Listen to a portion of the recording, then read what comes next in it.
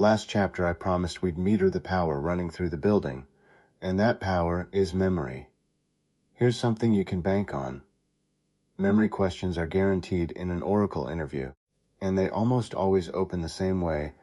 Tell me the difference between the SGA and the PGA. If you can answer that cleanly and name what lives inside each, you've already cleared the bar. So let's make it effortless. The whole chapter hangs on one contrast: memory that's shared by everyone versus memory that's private to one session. An instance uses two distinct memory areas, and the cleanest way to keep them straight isn't by what they hold, it's by who shares them. The system global area, the SGA, is shared memory.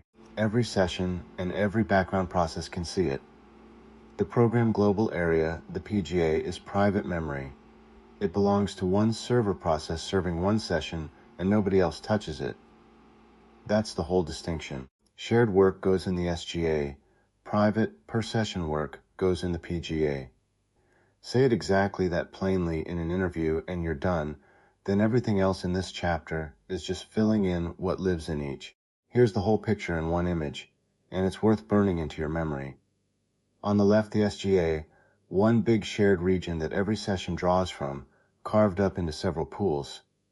On the right, the PGA, but notice it's not one thing. Every single session gets its own private PGA scratch pad, so it's one shared area on one side and many private areas on the other.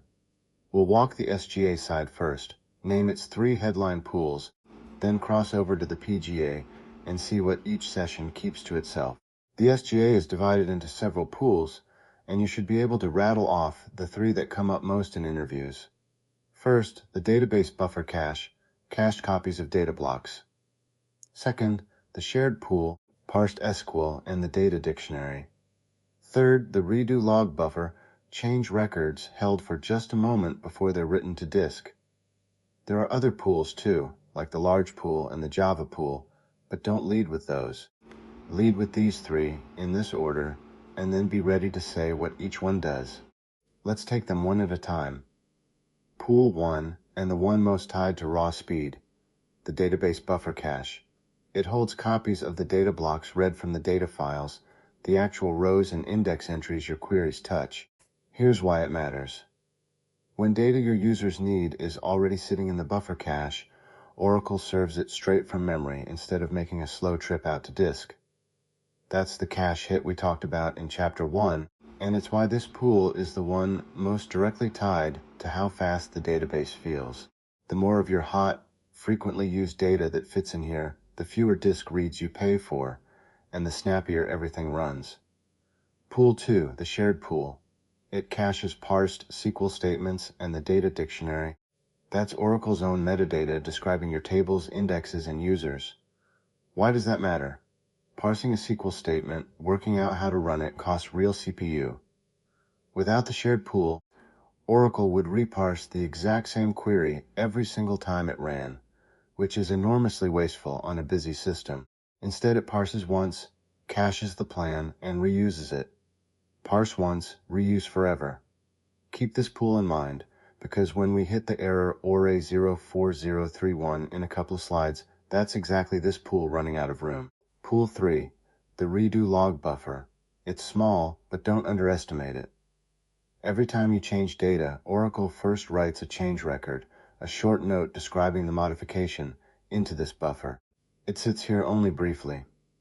A background process then flushes those records out to the redo log files on disk, and that's what guarantees no committed change is ever lost, even if the instance crashes a second later. So the redo log buffer is the on-ramp to durability. Changes stage here in memory, then get written down permanently. The background process that drains it is called LGWR, and we meet the whole crew of background processes in the very next chapter.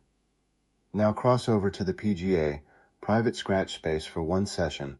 Its most important job is providing work area memory for operations like sorting rows and building hash joins.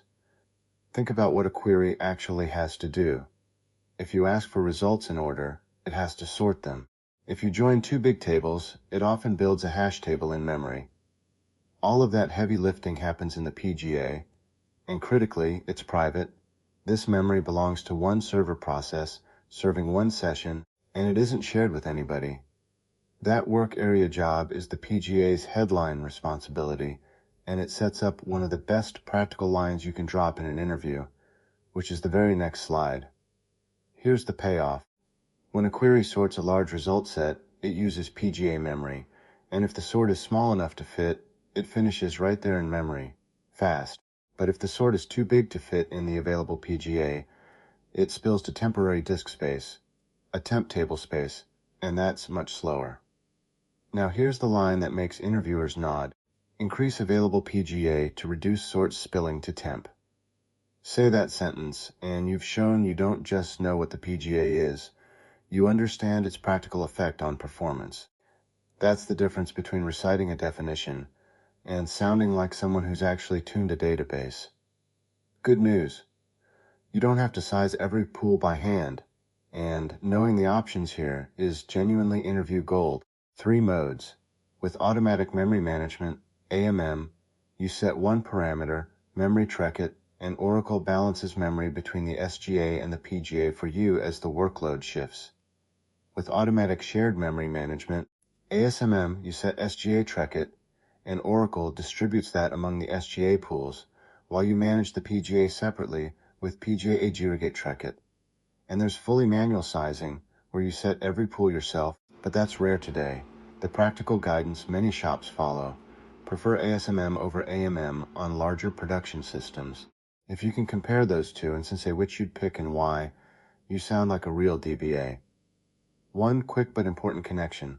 Every memory setting we've named, memory it, SGA it, PGA it, is an initialization parameter. That just means it's a setting the instance reads when it starts up.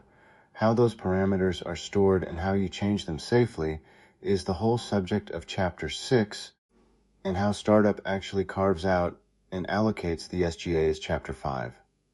So think of it this way. This chapter tells you what the memory areas are and what lives in them. The next couple of chapters tell you how you actually control them. Different pieces of the same puzzle. Let's prove it live. You inspect memory through the dynamic views.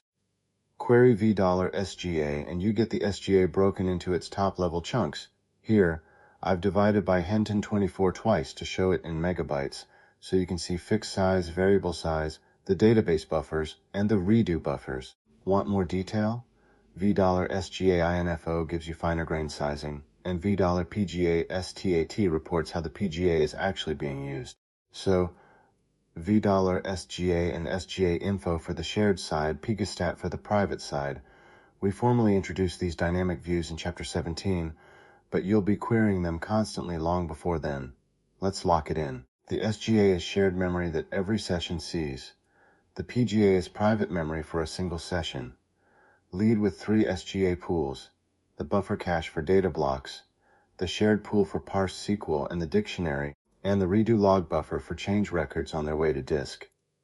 The PGA provides work areas for sorts and hash joins, and when a sort is too big it spills to temp, which is slower.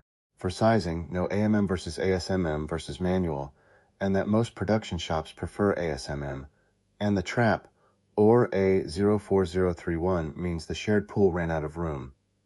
Next chapter, we meet the background processes, the crew that actually moves data between all this memory and the disk.